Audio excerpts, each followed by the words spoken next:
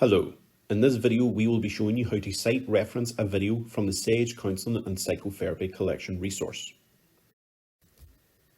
Using the previous video example, on the Anti-Racism, Intersectionality and Mental Health Care page, underneath the transcript section you will find a variety of buttons, one of which is the Cite button. Just click on that.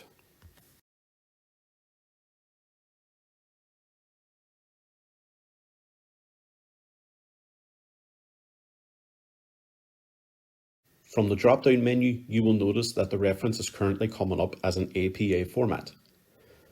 Click on APA and another drop-down menu will appear. Just select Harvard from the list.